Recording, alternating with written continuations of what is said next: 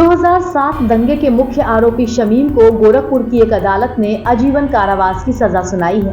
बता दें कि शमीम पिछले 16 साल से फरार चल रहा था। उसे हाल ही में गोरखपुर पुलिस ने गिरफ्तार कर जेल भेजा था।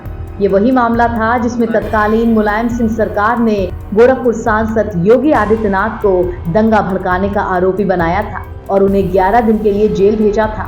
फिर सदन में इस मामले पर योगी आदित्यनाथ के आंसू भी छलके थे। इस मामले में गोरखपुर पुलिस ने 3 लोगों को गिरफ्तार किया था, जिसमें मुख्य आरोपी शमीम भी शामिल था।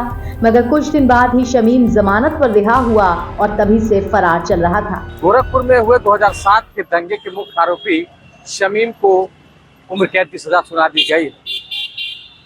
सोमवार को मुख्य न्यायाधीश ने गोरखपुर में सजा सुनाते हुए कहा कि इसका मुख्य आरोपी शमीम, जो पिछले 16 साल से फरार चल रहा था, वह इस घटना का मुख्य आरोपी था, जिसे गैर जमानती वारंट भेजा जा रहा था, लेकिन उसकी गिरफ्तारी नहीं हो पा रही थी। पिछले 17 सितंबर को कोतवाली पुलिस ने उसे गिरफ्तार कर जेल भेजा था। तब से उसकी सुनवाई यहाँ कोर्ट में चल रही थी। अब उसे उम्र कैद की सजा सुनाई गई। उसके साथ ही 13,500 रुपए का अर्थदंड भी देने की बात कही गई है। आपको बता दें कि सन 2007 में 26 जनवरी का वह काला दिन, जिस दिन मुहर्रम के जुलूस के दौरान राजकुमार अग्रहरी नामक एक युवक की बेरहमी से हत्या कर दी जाती है। आरोप यह था कि उसने किसी महिला के साथ छेड़खानी की थी। हालांकि इसे धार्मिक रंग दिया गया और उसकी मौत के बाद अगले दिन दंगे भड़क उठे थे।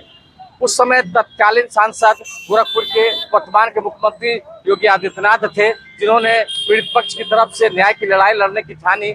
और उस समय की समाजवादी पार्टी की सरकार, जिसके मुखिया और प्रदेश के मुख्यमंत्री मुलायम सिंह यादव थे, उन्होंने सांसद को ही दोषी मानते हुए उनकी गिरफ्तारी कराई। और इस मामले में मुख्यमंत्री को, जो उस समय सांसद हुआ करते थे, 11 दिन की जेल की हवा भी काटनी पड़ी थी।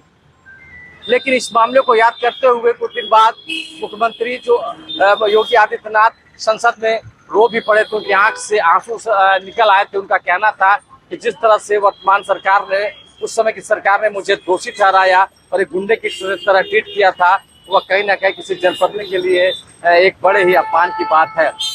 लेकिन आज उस मामले में मुख्य आरोपी को जब सजा सुनाई गई है, तो यह कहीं ना कहीं प्रदेश के लिए एक बड़ी बात है। और उस पीड़ित परिवार के लिए, जिसके चिराग को बुझा दिया गया था, उस परिवार का कहना है कि आज हमने न्याय की लड़ाई जीत ली है। NBT ऑनलाइन के लिए गोरखपुर से प्रमोद पाल की रिपोर्ट।